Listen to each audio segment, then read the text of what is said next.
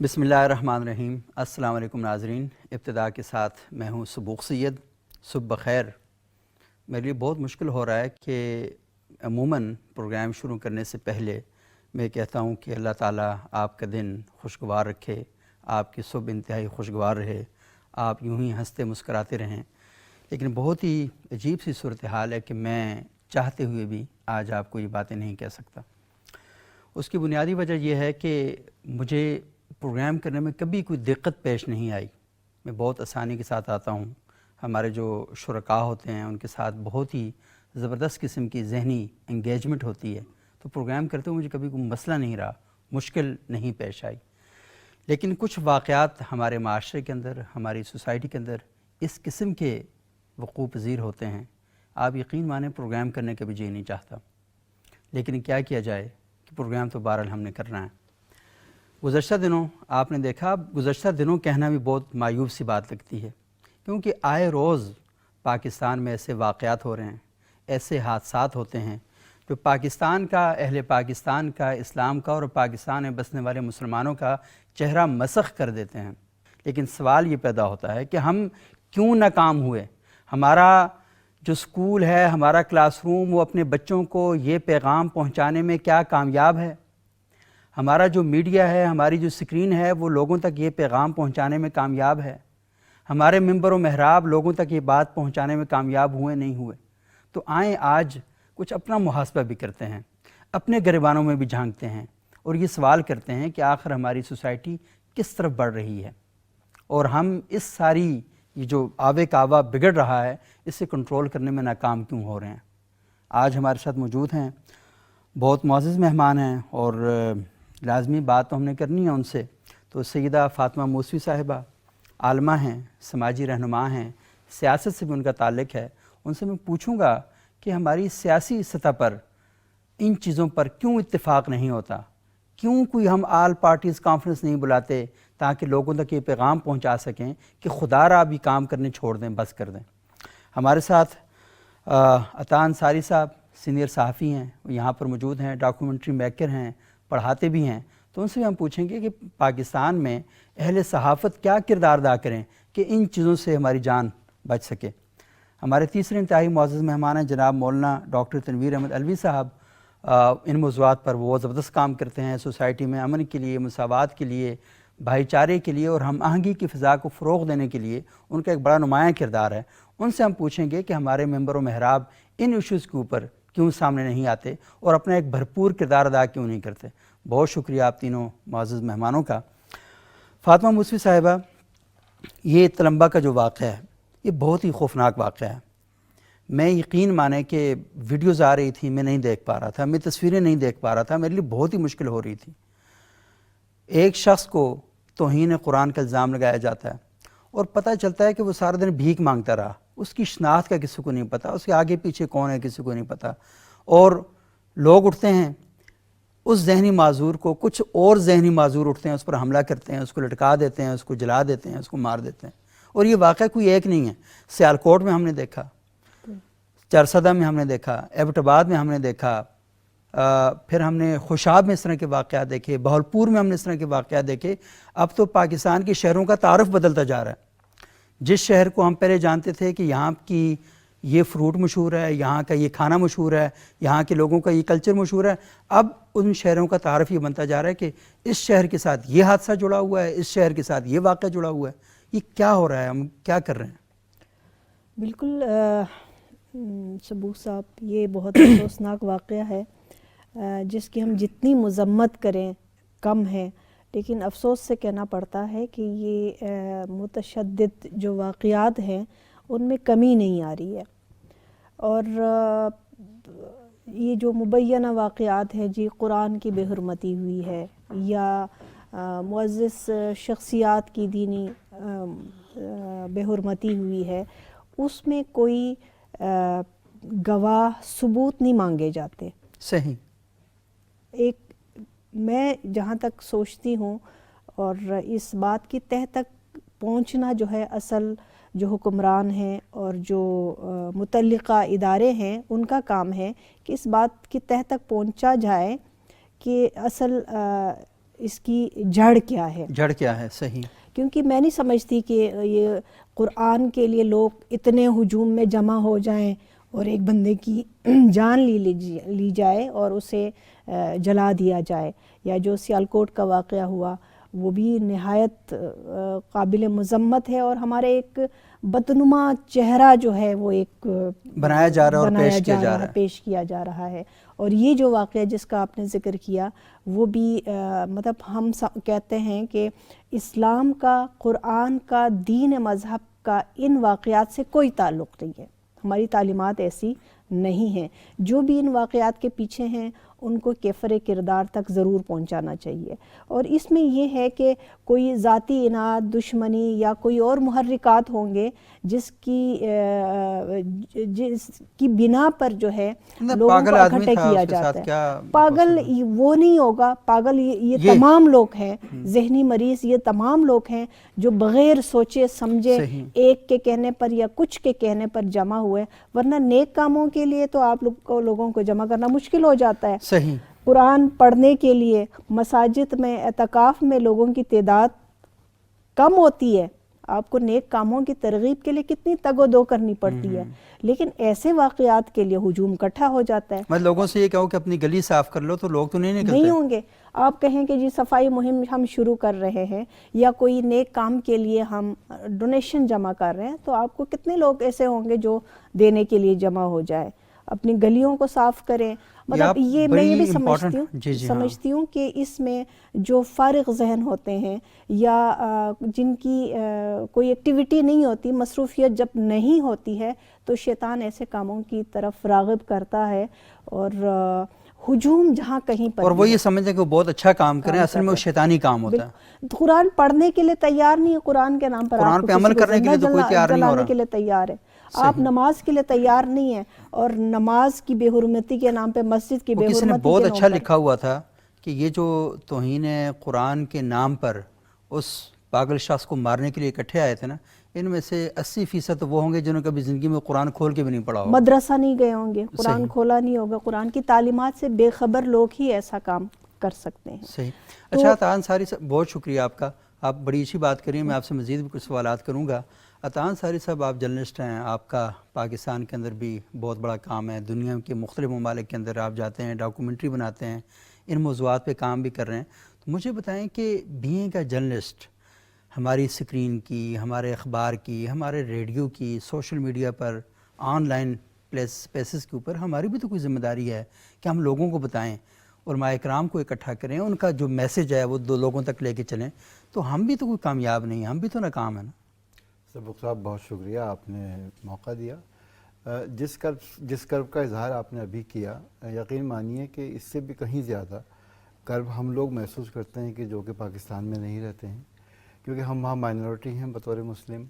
Europe میں، امریکہ میں تو ہم سے بہت سوال کیے جاتے ہیں کہ بھئی یہ کس قسم کا مذہب ہے آپ کا، کس قسم کے معاشرے سے آپ لوگ آئے ہیں، یہ حیوانیت کی وجہ کیا ہے. تو ہم لاجواب ہو جاتے ہیں. لیکن یہ کہ آپ کا جو سوال ہے کہ جو میڈیا کے جو لوگ ہیں یا میڈیا کے جو چینلز ہیں وہ اس سلسلے میں کیا رول ادا کر سکتے ہیں، میرا اپنا یہ خیال ہے، مشاہدہ ہے میرا، کہ جو پاکستان کا جو میڈیا ہے اس میں سے تعلیم و تربیت کا جو ایک فرض بنتا ہے میڈیا کا، وہ ختم ہو گیا ہے. اب آپ جتنے بھی پرائیویٹ چینل لے لیجئے، ان میں کسی میں کوئی بچوں کے پروگرام نہیں بنائے جاتے، کوئی یوتھ کے لیے پروگرام نہیں بنائے جاتے. اور اس کے علاوہ جو دوسرے تمام چینلز ہیں، پرائیویٹ چینلز مثال کے طور پہ یوٹیوب پہ ہیں، سوشل میڈیا پہ ہیں، مدارس کے ہیں، سیاسی جماعتوں کے اپنے کیا کہتے ہیں جو ہیں وہ میڈیا سیلز ہیں، یہ سب لوگ اپنے اپنے مقاصد پہ کام کر رہے ہیں. ان کے الگ الگ گولز ہیں، چاہے وہ اس مسلک سے ہوں چاہے وہ اس مسلک سے ہوں. ہم بات تو کرتے ہیں کہ ہم نے اخلاقیات چھوڑ دی، ہمارے میں سے تہذیب چلی گئی، ہم مہذب نہ رہے، لیکن یہ کہ ان سب چیزوں کے فروغ کے لیے کام کون کر رہا ہے؟ سوال تو یہ پیدا ہوتا ہے کہ ہر معاشرے میں کچھ نہ کچھ اقدار ایسی ہوتی ہیں کہ جس پہ سب متفق ہوتے ہیں، اور ان اقدار کے پھیلاؤ کے لیے، اس کے بڑھاؤ کے لیے سب مل کے کام کرتے ہیں. تو میری سمجھ میں یہ نہیں آتا کہ پاکستان میں جو میڈیا جو ہے، میں آزادی صحافت کا بہت کہہ لیجیے کہ خواہ ہوں اور ہمیشہ رہوں گا، لیکن یہ کہ ساتھ ہی ساتھ میڈیا کی جو اپنی ذمہ داریاں ہیں وہ صرف ویورشپ بڑھانا نہیں ہے، صرف پیسے کمانا نہیں ہے. میڈیا ذرائع ابلاغ ہے، اور ذرائع ابلاغ جو ہے اس کا ایک معاشرے میں، سماج میں ایک رول ہوتا ہے. صحیح. مجھے لگتا ہے کہ ہم وہ رول ڈیفائن کرنے میں اب تک ناکام ہیں.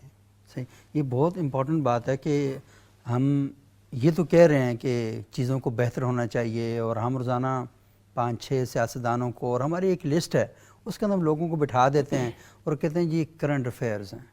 اور کرنٹ افیئر بھائی یہ سوشل کرنٹ افیئر یہ کہاں ہیں؟ ہمارا سماج تباہ ہوتا جا رہا ہے، ہمارا معاشرہ تباہی و بربادی کی طرف بڑھتا جا رہا ہے، تو ہم وہاں پر کیوں کردار ادا نہیں کر رہے؟ میڈیا کی کردار کے ساتھ ساتھ ممبر و محراب کا بھی بہت اہم کردار ہے.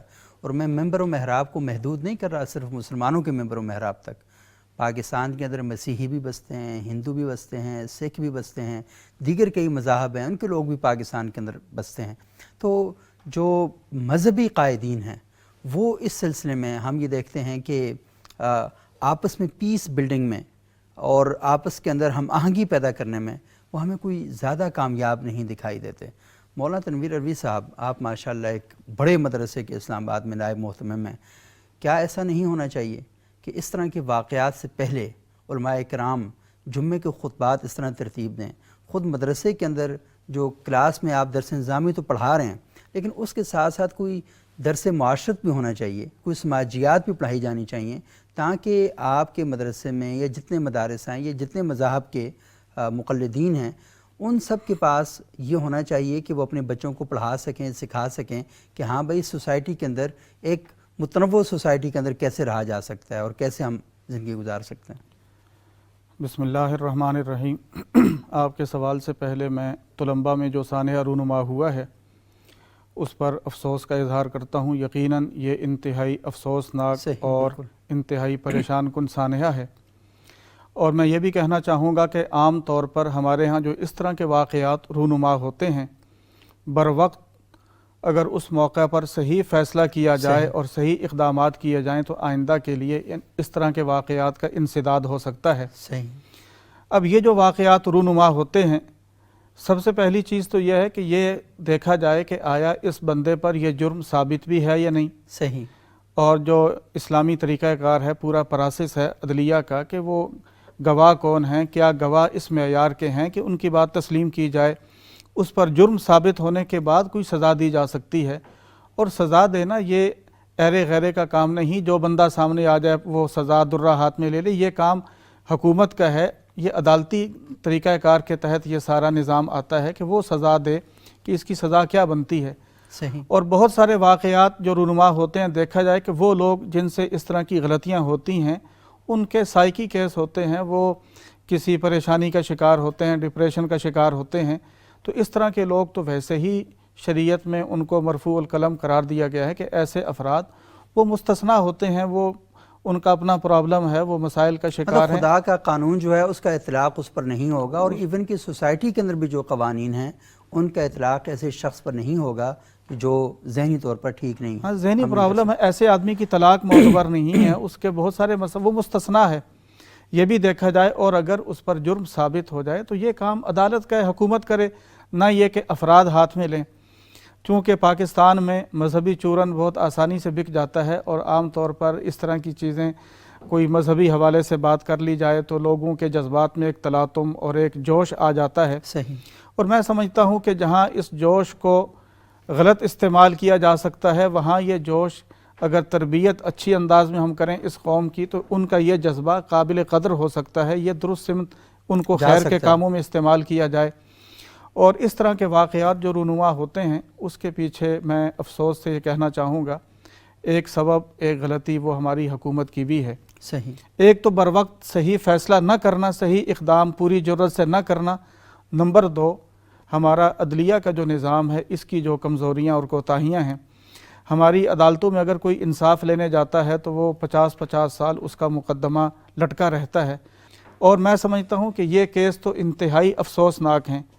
اگر ان پہ درست اور بروقت فیصلے ہوں تو ہمارے مذہبی لوگ ان کو اس انداز سے جو ان کی تربیت دینے کی ضرورت ہے، یہ غلطی ہو جائے اس پر درست فیصلے ہوں تو یہ تو فروغ اسلام، تبلیغ دین کا بھی ذریعہ بنتے ہیں. مثلا ایک مثال سے میں اس کو समझाना चाहूँगा। हज़रत अमर इब्न अल-आस रज़ी अल्लाह ताला अन्हु ने जब मिस्र फ़तह किया, जी जी मौलाना शिबली नौमानी ने भी ये लिखा है और कुछ मसीही मौर्रिखीन ने भी ये वाक़या नकल किया है। हज़रत ईसा अलैहिस्सलाम की एक जगह शबी उनका मुजस्समा था, किसी मुसलमान ने तीर मारा और तीर चलाया, उस मुजस्समे की आँख ज़ाया हो गई। अब ईसाई पादरी हज़रत अमर इब्न अल-आस के पास आ गए कि ईसा अलैहिस्सलाम की तौहीन हुई है और हम इसके बदले में ये करेंगे कि हमारे नबी, उनकी तौहीन हुई है, हम आपके नबी की एक तस्वीर बनाएंगे, हम भी इसी तरह उनकी आँख पे तीर चलाएंगे। हज़रत अमर इब्न अल-आस ने बर वक्त और फौरी जो फ़ैसला सुनाया, फरमाने लगे भाई ईसा अलैहिस्सलाम की जो तौहीन हुई है वो हमारे किसी फ़ौजी सिपाही ने की है, इसमें हमारे नबी सल्लल्लाहु अलैहि वसल्लम का क्या कसूर है। हाँ, ये खंजर आप हाथ में लें, मेरी गलती थी कि मैं अपनी फ़ौज को संभाल ना सका, आप इस खंजर से मेरी एक आँख फोड़ दें, मैं ये कर सकता हूँ। और अपने आप को पेश कर दिया उनके सामने कि ये खंजर है, आप इसकी सज़ा ये मुझे दे सकते हैं। उन्होंने ये देखा, ये इस्लाम का आदिलाना निज़ाम, और बहुत सारे ईसाई इस्लाम की तरफ राग़िब हुए। ये गलतियाँ होती हैं, लेकिन हुकूमत अगर दुरुस्त इक़दामात बर वक्त करे, ये देखे कि मुजरिम कौन है, और ये भी देखने की ज़रूरत है कि इनके पीछे कौन से अवामिल कार फरमा हैं जो उनको उभार रहे हैं। अगर दुरुस्त फ़ैसला किया जाए तो इस्लाम का ये बात बहुत खूबसूरत हम आप कर रहे हैं कि बेशक के ये देखना चाहिए कि इनके मोटिव्स क्या हैं, कौन सी जहनीत इस तरह के वाक़यात के पीछे कार फरमा होती है। अमूमन ये देखा गया है कि इस तरह के वाक़यात जब शुरू होते हैं तो इक्का दुक्का लोग होते हैं जो इस तरह का शोर मचाते हैं, मसाजिद में ऐलानात करना शुरू कर देते हैं, और फिर हम देखते हैं कि जो क्रिमिनल माइंडेड लोग होते हैं, ये जो लुटेरे और इस तरह के लोग, ये असल में सारे के सारे एक्टिव हो जाते हैं, ये मुतहरक हो जाते हैं। ये तोड़ फोड़ में ये आम लोग तो किसी जज्बे के तहत कर रहे होते हैं, ये जो लोग हैं ये वहाँ पर चोरियाँ डकैतियाँ शुरू कर देते हैं और फिर गाड़ियों को नुकसान करना शुरू कर देते हैं, अमलाक का नुकसान करना शुरू कर देते हैं।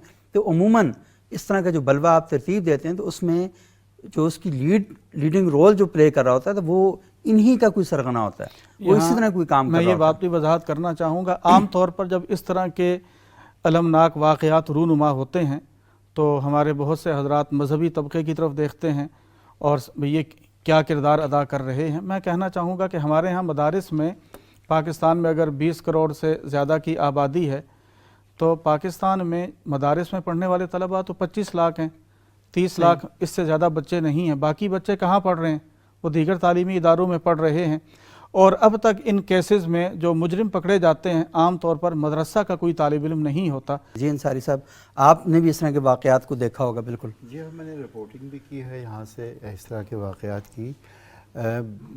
जो बात मौलाना फरमा रहे हैं उसमें हकीकत है कि जब माशरे में अदम इंसाफ होगा, आपको इंसाफ नहीं मिलेगा तो आप कानून अपने हाथ में लेंगे, ये दुरुस्त है। लेकिन मेरा ख़्याल है कि ये कुल वजह यही नहीं है, क्योंकि इससे बढ़ के जो वजह है ना वो मेरे ख़्याल से वो है कि वो नफ़रत जो कि हम पालते हैं, और इस तरफ अगर हैं तो वो उस तरफ वालों से नफ़रत करते हैं, उस तरफ वाले इस तरफ वालों से नफ़रत करते हैं, और फिर वो आपस में भी एक दूसरे से नफ़रत करते हैं, ग्रोह बने हुए हैं, इस तरफ भी और उस तरफ भी। और फिर हमने मगरिब को अपना दुश्मन बना लिया है या उन्होंने हमें अपना दुश्मन बना लिया है। तो एक बैरूनी दुश्मन है, एक क्या कहते हैं अंदरूनी दुश्मन, ऐसा कि जो कि आपकी इसको आप मुखालिफ पार्टी कहते हैं लेकिन आपके अंदर भी जो है वो कि इख्तलाफ है।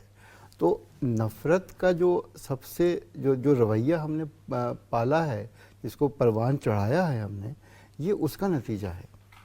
तो सबसे पहले तो क्या कहते हैं हमें जो है जब हम कुरान और दीन की तालीमात की बात करते हैं तो साथ ही साथ हम ये भी तो सोचें कि तालीमी निज़ाम क्या है, सही तालीम दी कैसे जाती है, उस तालीम का निसाब क्या है।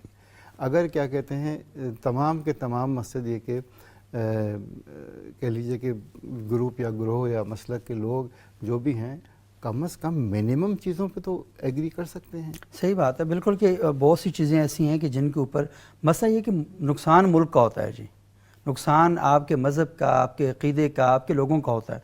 ये बात नहीं है कि मदरसे का तालिब इल्म क्या कर रहा है या यूनिवर्सिटी और कॉलेज का तालिब इल्म क्या कर रहा है। असल बात यह है कि जो कुछ भी हो रहा है वो जो मदरसे का तालिब इल्म है वो मजहबी जज्बे के तहत करता है, और जो यूनिवर्सिटी कॉलेज का कर रहा है वो भी मजहबी जज्बे के तहत कर रहा है।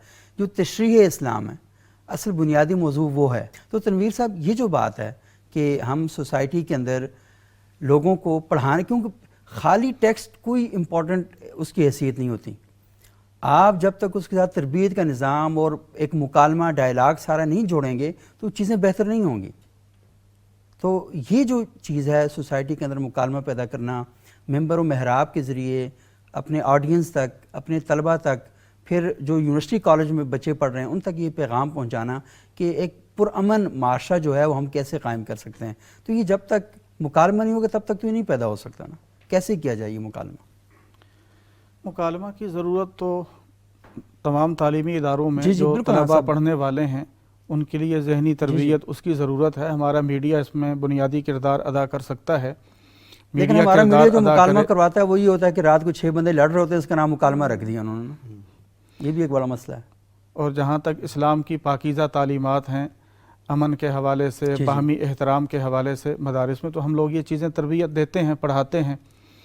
تو یہ چیزیں جو اسلام کی اس طرح کی تعلیمات ہیں، پاکیزہ تعلیمات ہیں، اسلام نے کس انداز سے اپنے آپ کو دنیا میں پھیلایا، یہ اسلام کا جو فروغ ہوا ہے اس کے پیچھے اسلام کی خوبصورت اخلاقی تعلیمات کیا تھیں، یہ چیزیں میڈیا پہ لائی جائیں، نصاب کا حصہ بنائی جائیں. ہمارے عصری تعلیمی ادارے اگر وہاں ضرورت ہے ان چیزوں کی، ان کو شامل کیا جائے.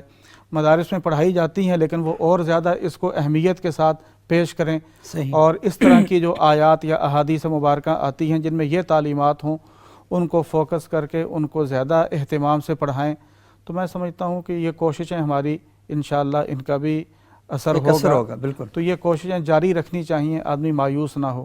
صحیح، بالکل مایوس نہیں ہونا چاہیے. لیکن کچھ واقعات ایسے ہوتے ہیں کہ جیسے عطا صاحب بیان کر رہے تھے کہ یہ اب ناروے میں رہتے ہیں.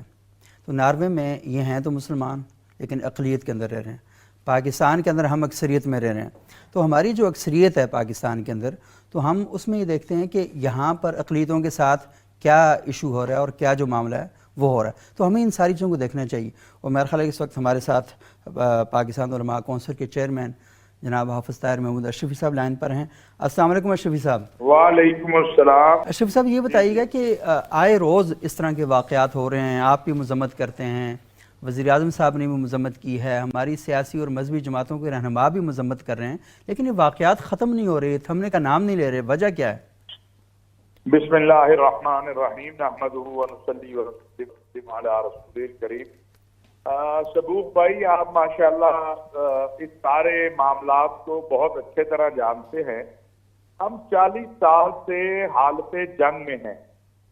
20-22 سال تو اس ملک میں متفقہ طور پر جو ایکسٹریمزم تھا، جسے آپ انتہا پسندی کہتے ہیں یا انتہا پسندانہ رویے ہیں، ان کی ہر سطح پر سرپرستی ہوئی ہے. صحیح. اس کے بعد سرکار کی سرپرستی تو ختم ہو گئی، لیکن آج بھی جو ہماری پولیٹیکل یا مذہبی جماعتیں ہیں ان کے ہاں یہ عمل جاری ہے. کوئی بھی جماعت لے لیں، کھل کر کوئی جماعت جو ہے وہ اس رویے کے خلاف میدان میں آنے کو تیار نہیں ہے. وزیر اعظم عمران خان صاحب نے یہ ہمت اور کوشش کی کہ انہوں نے سری لنکا کے پاکستانیہ جو ہوا سری لنکن کا، اس پر طرح ضرورت مندانہ موقف اختیار کیا، اور اس کے بعد پھر تمام علماء کو ہم نے جمع کیا اور ملک کی جو مقتدر مذہبی قیادت ہے، یہ پہلی مرتبہ تھا کہ سب نے متفقہ اس کی مذمت کی. صحیح. لیکن یہ جو 15-20 سال کا بچہ ہے یہ تو پیدا ہی اس پہ ہوا ہے. اس کی تربیت اور اس کی ذہن سازی اور اس کے نظریات کی تبدیلی، ایک تو یہ محنت کی ضرورت ہے، اور اس کے ساتھ ساتھ آپ کے اس کے بہت سارے معاشی اسباب بھی ہیں اور بھی بہت ساری چیزیں ہیں.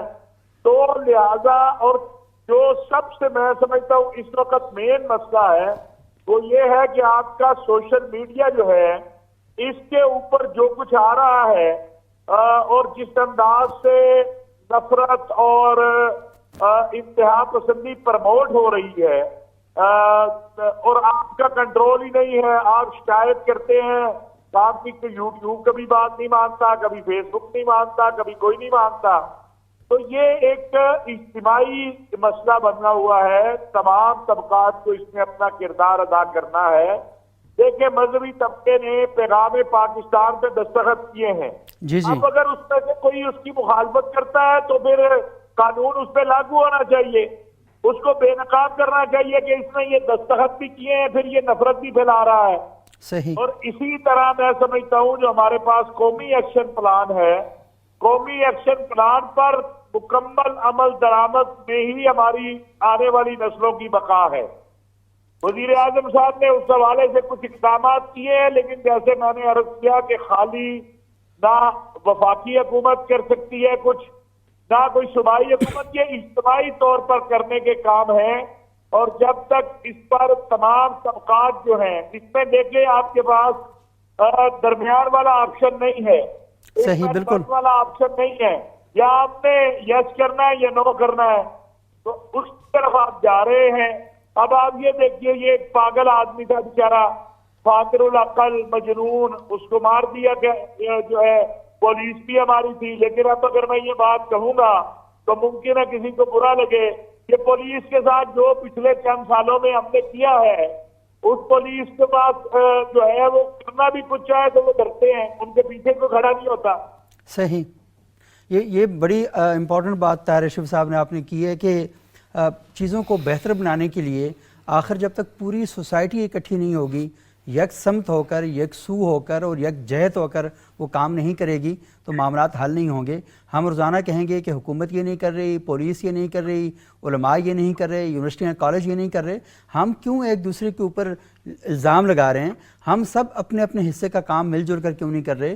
سوسائٹیاں جب ایوالو ہوتی ہیں، سوسائٹیاں جب آگے بڑھتی ہیں تو وہ مشترکہ طور پہ بڑھتی ہیں. ایسا نہیں ہوتا کہ ایک انسانی وجود کے اندر اس کا ہاتھ بڑھ رہا ہو اور دوسرا ہاتھ نہ بڑھ رہا ہو، اس کا سر بڑھ رہا ہو اور اس کی جسم کا نچلا حصہ نہ بڑھ رہا ہو. تو پوری جسم کو برابر بڑھنا ہوتا ہے. جب پورا جسم برابر بڑھتا ہے تو اس کے اندر ایک بہتری پیدا ہوتی ہے اور ہمیں دور سے وہ اپاہج نہیں لگتا، معذور نہیں لگتا، لنگڑا لولا نہیں لگتا. ایسا نہیں لگتا. جب تک آپ پورے جسم کی برابر افزائش وہ نہیں کریں گے، اس کو برابر صحت مندانہ قسم کا ماحول نہیں دیں گے، چیزیں ہرگز بہتر نہیں ہوں گی. تو بجائے اس کے کہ دوسروں کی طرف انگلیاں ہم اٹھا رہے ہیں، تو ہمیں چاہیے کہ ہم تھوڑا سا مل بیٹھ کر بات چیت کے ذریعے ایک دوسرے کے پاس جا کر، ایک دوسرے کو اپنے پاس بلا کر معاملات کو بہتر بنانے کی کوشش کریں. ایک وقفہ لیتے ہیں، وقفے کے بعد دوبارہ آپ کی خدمت میں حاضر ہوتے ہیں.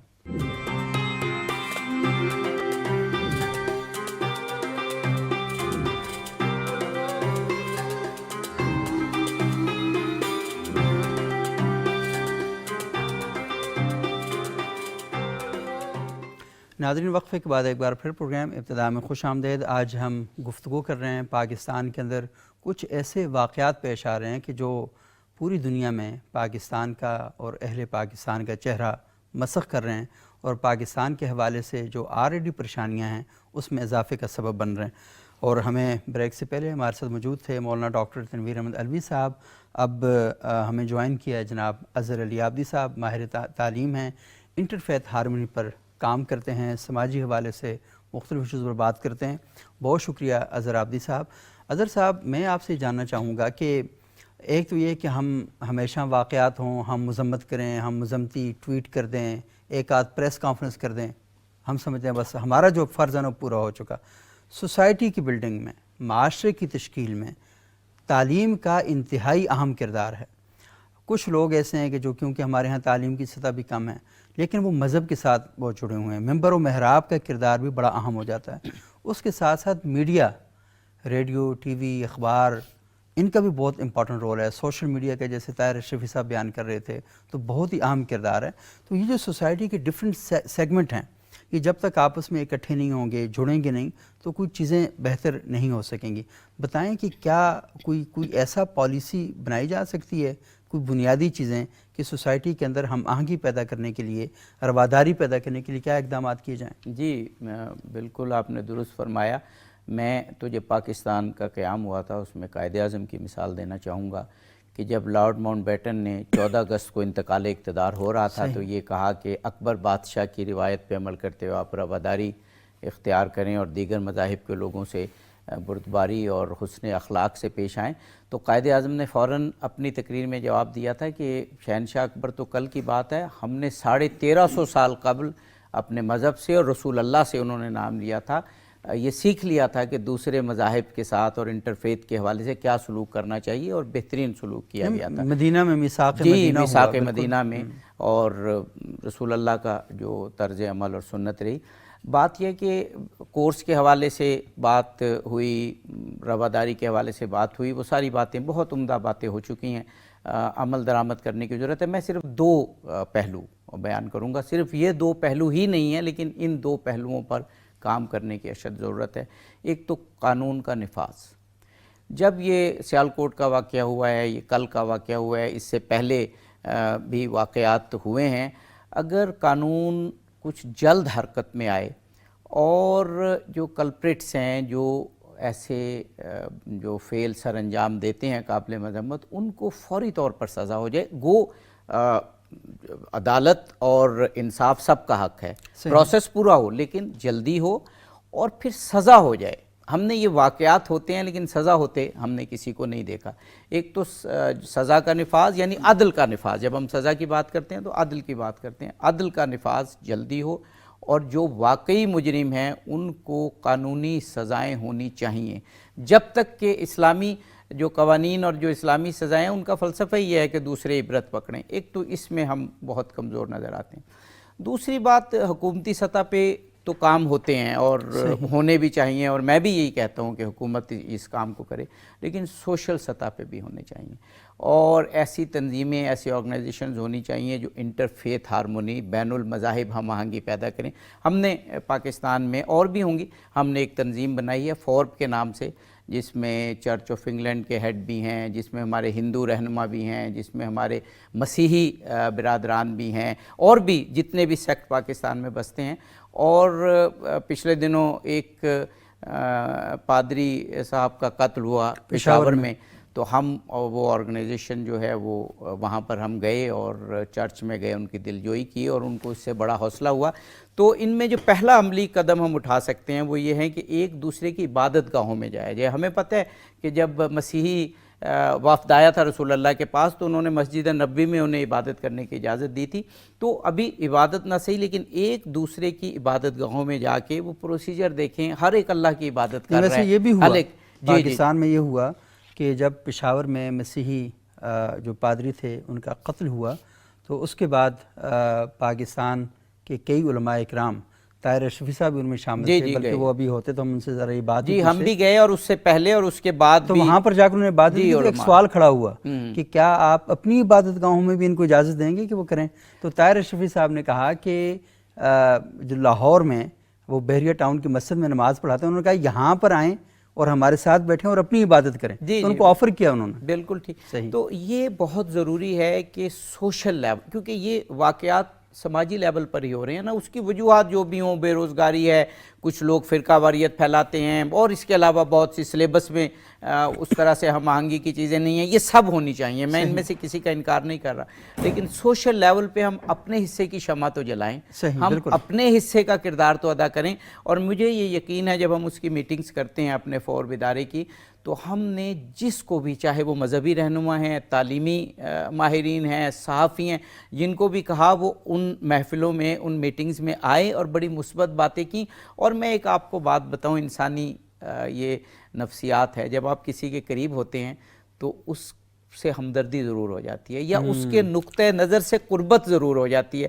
یہ تمام مذاہب کے لوگ پاکستان میں آپس میں ملیں تو یہ جو واقعات ہو رہے ہیں، یہ مجھے یقین ہے کہ ایسے حلقے، ایسی شخصیات، ایسے علماء، ایسے دانشور، ایسے مذہبی رہنما ضرور ڈیولپ ہوں گے کہ جو ان واقعات کی مذمت کریں گے اور سوسائٹی کو نارملائز کرنے میں اپنا کردار ادا کریں گے۔ اور یہ دیکھیں، یہ بڑی اہم بات ہے کہ ہم یہ بات تو کرتے ہیں نا کہ صرف مذہبی لوگ جو ہیں وہ آپس میں اکٹھے ہو جائیں، اصل چیز تو یہ ہے کہ سوسائٹی کے اندر مختلف قسم کے طبقات ہیں، اور وہ جو مختلف طبقات ہیں، کیونکہ شیعہ سنی اختلاف رہے گا، 1400 سال سے اگر آپ ختم نہیں کر سکے تو آگے بھی نہیں کر سکتے۔ ہندو ہیں، مسلمان ہیں، ان کے درمیان اختلاف رہے گا، بہت سے بنیادی اختلاف ہیں وہ رہیں گے، لیکن ہندوستان میں اس اختلاف کے ساتھ مسلمان بس رہے ہیں نا، وہ جی رہے ہیں۔ ہمارے ہاں یہ جو اختلاف ہے 1400 سال سے ہے، لیکن اس اختلاف کے ساتھ لوگ جی رہے ہیں نا۔ یہ جو آپ نے بات کی نا، یہ قرآن پاک میں یہ بات بیان ہوئی ہے کہ دوسرے مذاہب کے لوگوں کو کہا گیا کہ جو ہم میں مشترک چیز ہیں، مثلا ایک مشترک چیز خدا واحد کی عبادت ہے، بہت سارے مذاہب تعالوا میں الی کلمۃ سواء بیننا وبینکم الا نعبد الا اللہ، تو وہ اس یہ کا کریں مطلب ہے یہاں پہ قرآن ہمیں یہ بتاتا ہے کہ سوسائٹی کے ڈیفرنٹ سیگمنٹس کے مشترکات ساتھ ہوں گے، مشترکات تلاش ہاں، کریں. مشترک- یہ بنیاد میرا مجھے اگر ایک جملہ آپ کہنے کی اجازت دیتے ہیں نا پورے پروگرام میں کہ آپ ایک جملہ کہہ سکتے ہیں، تو میں یہی جملہ کہتا ہے کہ خدا را مشترکات تلاش کریں، اختلافات تلاش نہ کریں. ہاں، مشترکات آپس میں تلاش کریں، اور زندہ معاشرے آپس میں اختلاف کرتے ہیں. میں اور آپ بیٹھیں گے، ہمارا آپس میں اختلاف ہوگا، یہ بڑا فطری امر ہے. جی بالکل. کیونکہ ہم اختلاف نہیں کریں گے تو یہ کیسے ممکن ہے؟ جی، ترقی نہیں ہوگی. دو ہی صورتیں ہو سکتی ہیں. اختلاف کرنے والا اگر کسی جگہ پر اختلاف نہیں ہو رہا تو دو صورتیں ہو سکتی ہیں. ایک تو یہ ہے کہ یا تو وہ بندہ منافقت کی وجہ سے اختلاف نہیں کر رہا کہ اس سے کوئی فائدہ لینا ہے، یا دوسری بات ہے اتنا کن ذہن ہے جی. کہ اسے نیا کوئی سوال ہی دماغ میں نہیں آ رہا. اصل چیز اختلاف کرنا نہیں ہے، اصل چیز یہ ہے کہ مخالفت کرنا. اور یہ جو مخاصمت اور مخالفت کا ماحول ہم کریٹ کرتے ہیں، یہ بنیادی طور پر چیزوں کو انتشار کی طرف لے جانے کے لیے. اختلاف میرا اور آپ کا ہو سکتا ہے لیکن ادب کے دائرے میں بڑے رہ کے ہو مشہور سکتا ہے. مفکر ڈاکٹر علی شریعتی نے کہا تھا نا کہ اختلاف دو صورتوں میں ختم ہو سکتا ہے، یا تو جو آپ نے کہا سب بے وقوف بن ہو جائیں، یا معاشرے پہ جبر نافذ کر دیا جائے. صحیح. تو وہ بات آپ کی مسلمہ ہے. ہم کیونکہ اختلافات تلاش کرنے میں ذرا تیزی دکھاتے ہیں اور مشترکات تلاش کرنے میں نمایاں سستی، جلدی ہوتے ہیں نا. تو اس لیے میں نے یہ بات کی کہ جتنے بھی مذاہب ہیں ان میں بہرحال مشترکات موجود ہیں. اور ایک چیز اور، ایتھیسٹ بھی اگر ہیں، یعنی وہ لوگ کہ جو خدا کو بھی نہیں مانتے، وہ فطرت کو مانتے ہیں. اور بہت سے ہمارے علماء نے یہ کہا کہ جو صحیح فطرت کو مانتا ہے وہ دراصل خدا ہی کو مان رہا ہوتا ہے، بس اس نے اس کا نام فطرت رکھ دیا ہے. فطرت سلیم ہے، نیک عمل کرتا ہے، سچ بولتا ہے، کام اچھے کرتا ہے، لوگوں کو آپس میں ملاتا ہے، معاشرے میں ترقی کے اسباب بہم پہنچاتا ہے. تو وہ فطرت سلیمہ کو مانتا ہے، تو گویا وہ کسی حد تک وہ اس کے ذہن میں ایک خدا کا تصور ضرور موجود ہے. بالکل تصور موجود ہے. اصل چیز یہ ہے کہ اس کی چیزوں سے نکل کے آ رہی. اچھا عطا انصاری صاحب، ہم یہ دیکھتے ہیں کہ ہمارے معاشرے کے اندر ایک اور بھی بڑا فیشن ہے، ٹرینڈ چل رہا ہے کہ جب بھی پاکستان کے اندر کوئی اس طرح کے واقعات ہوتے ہیں نا، مثال کے طور پر توہین کے واقعات ہو گئے، سڑکیں گندی ہیں، صفائی کا انتظام نہیں ہے، ٹریفک سگنل ہم توڑ رہے ہیں، ایک دوسرے کے ہمیں پتہ ہی نہیں چلتا کہ عبادت کی طرف ہم لوگوں کو اس طرح بلاتے ہیں کہ جب تک ہم بہت سے لوگوں کی زندگیوں کو بے سکون نہ کر دیں، ہم سڑکیں بند کر دیں گے، لوگوں کے لیے مسائل کریٹ کریں گے اور پھر کہیں گے نہیں ہمارا مذہبی حق ہے. تو اس طرح کی چیزیں ہم سوسائٹی کے اندر کر رہے ہوتے ہیں. اور جب یہ کہا جاتا ہے نا کہ ایسا کیوں ہے، تو فوری طور پر کہا جاتا ہے دیکھیں یہ جو امریکہ ہے نا یہ سارا کچھ وہ کروا رہا ہے، یہ جو ہے نا یورپ یہ سارا کچھ وہ کروا رہا ہے ہم سے. مجھے بتائیں کہ آپ تو وہاں رہتے ہیں، تو یہ واقعی وہ تیز لوگ ہیں کہ سارے شر فساد ہم سے وہ کروا رہے ہوتے ہیں؟ میں تو بہت ہی ناقص العقل انسان ہوں، لیکن یہ کہ جہاں تک میں نے اپنے بزرگوں سے بڑوں سے سنا ہے وہ یہی سنا ہے کہ اپنے گریبان میں جھانکیے، اپنے کردار کو بہتر کیجئے، اپنے لیے ایک راستہ جو ہے وہ متعین کیجئے، اور پھر جو ہے عملی زندگی میں جو آپ مثلا کہ تھیوریٹیکل باتیں کرتے ہیں، چاہے وہ مذہبی ہوں چاہے وہ غیر مذہبی ہوں، ان کو جو ہے اپلائی کیجئے. ہم نے تو یہی سنا ہے، لیکن جب ہماری سوسائٹی میں ایسا ہوتا تو نہیں ہے، صرف باتیں ہی باتیں ہوتی ہیں اور مقابلہ ہوتا ہے. اس گروہ کا اس گروہ سے مقابلہ ہے، وہ گروہ کے اندر پھر گروہ بندی ہے، ان کا آپس میں مقابلہ ہے. وہ توہین رسالت کے معاملے میں بھی جو ہے وہ رویہ کچھ اسی طرح کا لگتا ہے. ہاں، بہت سے معاملات ایسے آئے جیسے خوشاب میں بینک مینیجر کا قتل ہوا تو اس نے کہا جی توہین رسالت کی ہے، پتہ چلا جی اس کو ڈیوٹی پہ نہیں آ رہا تھا، کام نہیں کر رہا تھا. تو بہت آسان سا کام ہے کہ مذہب کا ایک الزام لگا دو اور باہر نکل کے نعرے لگاؤ، سوسائٹی آپ کے ساتھ کھڑی ہو جائے گی. کہ ان ایشوز پہ جس طرح ہم نے پہلے بات کی ہے کہ مذہب کا جب آپ ساتھ ہیں تو سب کچھ چھوڑ کے آنے کے لیے تیار ہو جاتے ہیں. تو ابھی ہم اپنی سوسائٹی میں اگر ہم دیکھیں، پاکستانی معاشرے میں اگر ہم دیکھیں، تو یہ جو نہایت افسوسناک جو واقعات پشت در پشت پیش آ رہے ہیں مسلسل. صحیح. سیالکوٹ کا واقعہ دیکھیں، جتنا افسوسناک ہے اور ہم نے مذمت کی ہے وہ اپنی جگہ پہ، لیکن اس ایک بدنما داغ کو ہم ختم نہیں کر سکتے. جو زیادتی ہوئی ہے اس کا تو ہم ازالہ نہیں کر سکتے. اس میں یہ بھی حکومت کی ذمہ داری ہے کہ جو محرکات ہے کیا ہوا تھا اس پہ تحقیق کر کے وہ بھی منظر عام پر لایا جائے. صحیح. کہ اصل کیا محرکات تھے. اور اسی طرح جب تک یہ نہیں آئیں گے تو پھر وہ ایک چیز ایک بڑک اٹھی آگ اور وہ ختم ہو گئی. تو کل کا جو واقعہ ہے اس میں بھی یہی ہے کہ آپ اس کے محرکات تک پہنچنے کی کوشش کریں کہ یہ کسی کا ذاتی فعل تھا جس کی وجہ سے تمام ہجوم کو اکٹھا کیا، یا اس میں دیکھیں آپ سیاسی ایشو بھی دیکھیں، ملک کو عدم استحکام کی طرف لے جانے کے لیے بھی بہت سارے محرکات ہو سکتے ہیں، سازشیں ہو سکتی ہیں، اور اس میں ہم خود انوالو ہو جاتے ہیں. مطلب اپنے لوگ جب تک اس میں ملوث نہ ہوں، اپنے معاشرے کے لوگ ملوث نہ ہوں، تو باہر سے تو کوئی بھی کچھ نہیں کر سکتا. ہم اگر استعمال ہو جاتے ہیں اور استعمال کرنے کے ذرائع بھی بہت آسان ہیں. صحیح بات. مہنگائی بڑھ گئی ہے، غربت ہے، یا آپ لوگوں کے جذبات کو ایکسپلائٹ کرتے ہیں اور پھر بالکل انتشار پیدا کرتے ہیں سوسائٹی میں. اصل حل اس کا یہ ہے کہ جو بھی واقعات ہوئے ہیں فوری طور پر اس کے محرکات کو اور اس اصل وجہ کو جو ہے پبلک کیا جائے. ابھی آپ نے میڈیا کی بات کی، جو متعلقہ لوگ تھے انہوں نے بہترین جواب دیا ہے، لیکن اب دیکھیں ایک ٹرینڈ چلا ہے سوشل میڈیا پہ، تو کسی کا کنٹرول نہیں ہے. ایک ویڈیو بنا لی اور اپلوڈ کر دیا تو ایک خبر پل میں پوری دنیا میں پھیل جاتی ہے. تو یہ ہمیں خود ہوشیار رہنا چاہیے بحیثیت شہری، ملک پاکستان کے شہری کی حیثیت سے، ایک مہذب قوم کی حیثیت سے، کہ ہم کہیں پہ بھی استعمال نہ ہو اور ایسی بھڑکنے والی اور ہمارے ملک کو، سوسائٹی کو بدنام کرنے والی چیزیں جو ہے ایک دم سے موبائل ہر ایک کے ہاتھ میں ہے، ایک کلپ بنا دے اور وہ چڑھا دیتے ہیں تو ویورز بڑھ جاتے ہیں. یہ بھی ایک ٹرینڈ چلا ہوا ہے. ویورز بڑھ جاتے ہیں اور آپ کلکس بائٹس کے لیے اور اس طرح کے آپ کام کر لیتے ہیں. لیکن دیکھیں قرآن کا، ہم جب مسلمان ہیں تو ہمارے اوپر بنیادی ذمہ داری کیا ہے؟ کیونکہ مسلمان ایک رسپانسبل سٹیزنشپ کا نام ہے کہ ایک ذمہ دار شہری تو سارے ہیں، لیکن ذمہ دار شہری ہے جو یہ کلیم کرتا ہے کہ میں مسلمان ہوں.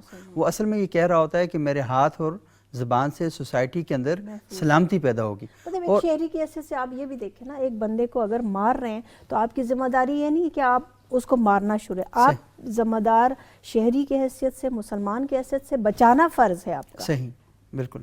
اس آگ میں کودنا آپ پر فرض. آپ پڑھے لکھے ہو، باشعور ہو، ایک ریاست کے آپ شہری ہو، تو آپ کی ذمہ داری ہے بحیثیت شہری فرد کے اور اجتماعی طور پہ بھی کہ آپ اس خرابی کو کم کرنے کی کوشش کریں. مطلب کلیئر ہو جانا چاہیے کہ آپ شر پھیلانے والوں کے ساتھ ہیں یا امن کا دیا جلانے والوں کے ساتھ ہیں. بنیادی نقطہ ہے جی کہ ہاں، آپ شر پھیلا رہے ہیں یا خیر پھیلا رہے ہیں. بالکل ہاں. اس میں ایک بات اور ایڈ کروں گا کہ جو ہے تفتیش معاملات کی جو ہے وہ اچھی ہونی چاہیے، بے شک ہونی چاہیے، اور تمام محرکات اور تمام جو وجوہات اور تمام جو اس میں لوگ انوالو ہوتے ہیں ایسے واقعات میں، اس پہ پوری طرح سے کام ہونا چاہیے اور واضح طور پہ لوگوں تک انفارمیشن پہنچنی چاہیے. مطلب پولیس کی تفتیش بھی اور میڈیا کو بھی چاہیے. لیکن انویسٹیگیشن جو ہے نا مسئلہ کہ اس میں میڈیا اور صحافی بھی رول ادا کر سکتے ہیں. اگر وہ انویسٹیگیٹو جرنلزم جس کو ہم کہتے ہیں، مطلب ان کو چاہیے کہ وہ جائیں اور جا کر تحقیق کریں یہ واقعہ جو یعنی کہ بس گئے اور آدھے گھنٹے کی بریکنگ نیوز بنائی اور پھر آ گئے.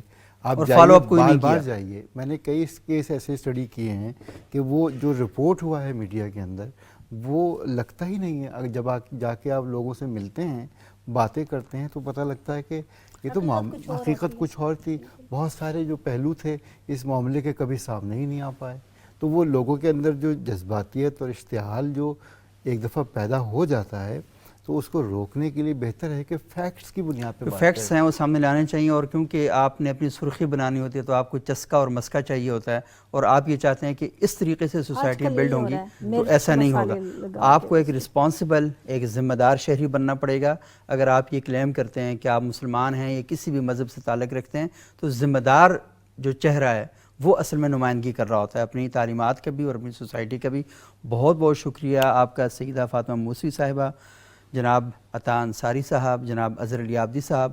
آج ہم نے جس موضوع پر ناظرین گفتگو کی ہے وہ بہت اہمیت کا حامل ہے، اور بار بار ہم اپنے پروگرام میں یہ درخواست کرتے ہیں کہ یہ جو سوسائٹی کے اندر ہونے والے واقعات ہیں، یہ واقعات کسی بھی جگہ اور کسی بھی وقت رونما ہو سکتے ہیں. اگر آپ نے آج ان کو زیر بحث نہ لایا، ان پر گفتگو نہ کی، اپنے اپنے داروں میں اور اپنے اپنے پروفیشن کے اندر رہتے ہوئے ان چیزوں کو روکنے کی کوشش نہ کی، تو کل یہ واقعات بہت زیادہ بڑھنا شروع ہو جائیں گے، اور پھر شاید آپ بھی چاہنے کے باوجود کنٹرول نہ کر پائیں. تو آئیے، اٹھیے، ان کی مذمت کیجیے. آپ کے پاس سوشل میڈیا کا پلیٹ فارم ہے، آپ کے پاس میڈیا کا پلیٹ فارم ہے، آپ کے پاس ممبر و محراب ہیں، آپ کے پاس کلاس روم ہے. تو خدا کے لیے اپنی اپنی جگہوں پر کھڑے ہو کر لوگوں تک یہ بات پہنچائیے کہ یہ جو چیزیں ہیں یہ اس ملک کو تباہ و برباد کرنے کے لیے لوگ کچھ شر پسند عناصر جو ہیں وہ پاکٹس میں رہ کر اس طرح کے واقعات کرتے ہیں. کیونکہ اگر یہ بات نہیں ہوگی, اس پر عمل درآمد نہیں ہوگا, تو پھر بہت ہی حالات خراب ہو جائیں گے, اور برے حالات جب ہو جاتے ہیں تو ان کے ذمہ دار باہر سے کوئی بھی نہیں ہوتا, وہ اندر سے ہی لوگ ہوتے ہیں. اگلے پروگرام تک کے لیے اجازت دیجیے گا. بہت شکریہ.